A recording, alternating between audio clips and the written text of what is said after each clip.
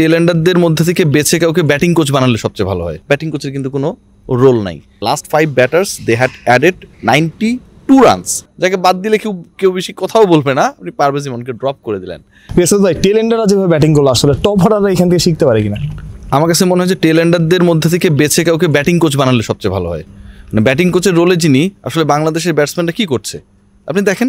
সাইফ হাসানকে আমরা এত আলোচনা করি, ভালো শট খেলে, দারুণ ফিটে স্ট্রোক মেক করে, রাইট? সাইফ হাসানের ফ্লুয়েন্ট স্ট্রোক মেকিং আমরা দেখছি, আজকে হয়তো ভালো করতে পারে নাই, বাট এই সাইফ কিন্তু হচ্ছে প্রায় 2, 2.5, 3 বছর হচ্ছে ন্যাশনাল টিমের বাইরে ছিল, নিজে প্র্যাকটিস করেছে, সময় নিয়েছে, ভিডিওস দেখেছে, অ্যানালিস্টের সাথে কথা বলেছে, অ্যান্ড দেন নিজেকে গ্রো করেছে। ব্যাটিং কোচের কিন্তু এখানটায় কোনো রোল নেই। আপনার ওপেনিং প্লেয়ার হিসেবে যারা খেলেছিল রেগুলার বেসিসে, ইমন এবং তামিম, একজন কিন্তু আজকে ড্রপড। ব্যাটিং কোচের কিন্তু কোনো রোল নেই। আজকে যেভাবে লিটন কুমার দাস আলগা ক্যাচ দিয়ে আউট হয়ে গেলেন, আকিলের বল কিভাবে আসতে পারে এবং সেটা কতটুকু ডেঞ্জারাস হতে পারে, এরকম উইকেটে এক্সিকিউশনের ক্ষেত্রে লিটন কুমার দাসের রোল কী হইতে পারে, ব্যাটিং কোচের কিন্তু কোনো রোল নাই। সো এই যে রোলগুলো নাই, কোনো জায়গায় নাই, সেই জায়গা থেকে আমার কাছে মনে হয় আজকে যেভাবে মানে last 5 batters they had added 92 runs, আর টপ 5 ব্যাটার্স তারা অ্যাড করেছিল 57 রান। মানে আপনার শেষের 5 জন ব্যাটার, মুস্তাফিজ, তানজিম সাকিব, রিশাদ, এরকম ব্যাটাররা 92 রান যোগ করেছে, যাদেরকে নিয়ে আপনি কাজ করেন না। এখন আপনি বলবেন যে আমরা তো কাজ করি, আপনারা দেখেন না, ঠিক আছে, ক্লোজ ডোর অনুশীলন করি, এসব ভুয়া কথাবার্তা আমি বিশ্বাস করতে চাই না।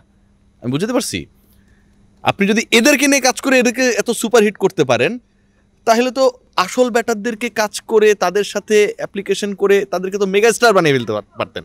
আপনি যদি রিশাদদেরকে করতে পারেন, আপনি হৃদয়দেরকেও করতে পারেন নাই। সো আমার কাছে মনে হয় যে বাংলাদেশ দলের টেলেন্ডারদের কাউকে যদি ব্যাটিং কোচের ভূমিকায় দেন, এর থেকে ভালো করবে। রিয়াসাত ভাই, তানজিম সাকিবের ব্যাটিংটা কেমন লাগলো? সব কিছু অসাধারণ, মানে দুইটা দিক থেকে। একটা হচ্ছে স্ট্রোক মেকিং, ধরে রাখা, অপর প্রান্তে যিনি ব্যাট করছিলেন তাকে সহযোগিতা করা, ওই সময় নাসুম ছিলেন, এবং একটা 76 রানে 6 উইকেট চলে যাওয়ার পরে 40 রানের পার্টনারশিপ ইন 23 বলস।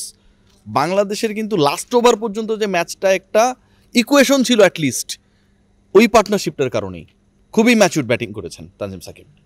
আপনি তো অনেক জায়গায় অনেক ম্যাচ কভার করেছেন, এই যে 3 বলে 16 বা 17 রান দরকার, তাছাড়া ছক্কা মারলো কিন্তু হিট উইকেট হয়ে গেল, মানে এরকম ঘটনা দেখেছেন কিনা? না, এটা ভেরি ফার্স্ট। এবং এটা আসলে কি জানেন, শুধু আমরা না, যারা টেলিভিশনে দেখছিল, আমাদের ক্রিকেট প্রেমীরা যারা মাঠে খেলা দেখছিল, 3 বলে 16-17 রান যখন দরকার ছিল না, তারা তখনও, আমি ড্যাম শিওর যে তখনও তারা আশা দেখছিল যে বাংলাদেশ টাই করে ফেলতে পারে, জিততে পারে।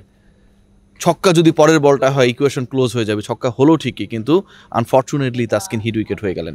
সো আমার কাছে মনে হয় যে এটা একটা অনেক বড় message to the national team, যারা এটা নিয়ে কাজ করে, ক্রিকেট অপারেশনস বলেন, বুলবুল ভাইরা বলেন, যে বাংলাদেশের দর্শকরা শেষ পর্যন্ত খেলা দেখেছে আমাদের টেলেন্ডাররা যেভাবে ফাইট করেছে সেটার জন্য।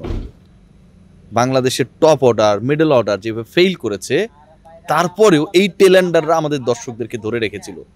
সো আমার কাছে মনে হয় যে বাংলাদেশকে নিয়ে, বাংলাদেশের প্ল্যান নিয়ে, বাংলাদেশের এক্সিকিউশন নিয়ে, কোচিং স্টাফ নিয়ে যথেষ্ট ভাবার সুযোগ রয়েছে, যথেষ্ট কাজ করার সুযোগ রয়েছে। 900 কোটি টাকা, 1000 কোটি টাকা, 1300 কোটি টাকার গল্প আমরা বহু শুনেছি, কিন্তু বাংলাদেশের সাকসেস কেন নেই আপনি বলেন আমাকে। এই সাকসেস না থাকার অন্যতম কারণ হচ্ছে এই যে সিন্ডিকেট বাজি যেটা হয়, সেটা কথা শুধু আমি বলি না, দেব চৌধুরীও বলে, নোমান মোহাম্মদরাও বলে, সবাই কম বেশি বলছে। এটা কিন্তু কারো বানানো গল্প না, এই গল্পটা হচ্ছে বাস্তব। আলিবাবা 40 চলে গল্প না। আপনার মনে করেন যে যেভাবে আমরা ম্যাচটা হারলাম, আসলে উইকেটটা আসলে কেমন ছিল? মানে বাংলাদেশ টপ অর্ডার যখন ব্যাটিং করতেছিল মনে হচ্ছে বোলিং উইকেট, বাট যখন তানজিম সাকিব বা নাসুম ব্যাটিং করলো তখন মনে হচ্ছে ব্যাটিং উইকেট। ইভেন যখন আমাদের প্রতিপক্ষ 2 ব্যাটার 4th উইকেট পার্টনারশিপে যখন ব্যাট করলো, ওই সময় কিন্তু মনে হচ্ছিল যে এটা আসলে ব্যাটিং উইকেট, রাইট? সো আমার কাছে মনে হচ্ছে আমরা তো অ্যাপ্লাই করতে পারিনি। আবার এরকম উইকেটে, মানে এটা একটা ব্যাটিং উইকেটে আমাদেরকে বলতে হবে, কারণ বাংলাদেশের টেলেন্ডার 92 রান অ্যাড করেছে। এরপরও যদি আপনি এটা বলেন যে ব্যাটিং উইকেট না, এটা প্রতারণামূলক একটা বক্তব্য হবে, তাই না? শেষের 5 জন ব্যাটসম্যান আপনার 92 রান অ্যাড করেছে। ইন্টারেস্টিং পার্ট কি আপনি জানেন যে এরকম একটা উইকেটে সবচেয়ে ফ্লুয়েন্ট ক্রিকেটার হতে পারতো, এর মানে এই না যে তাকে খেলে সেঞ্চুরি মেরে দিত, হাফ সেঞ্চুরি মারতো, পারভেজ হোসেন ইমন, আপনি তাকে আজকে খেলান নাই। খুবই আমার কাছে ফানিয়েস্ট ডিসিশন মনে হয়েছে। তাওহিদ হৃদয়কে আপনার খেলাতে হবে, আপনি কাকে বাদ দিবেন? সবচেয়ে মোস্ট জুনিয়র ক্রিকেটার, যাকে বাদ দিলে কেউ বেশি কথাও বলবে না, আপনি পারভেজ ইমনকে ড্রপ করে দিলেন। দ্যাট ওয়াজ রিয়েলি আমার কাছে মনে হয় যে একটা ডিবেটেবল ডিসিশন ছিল।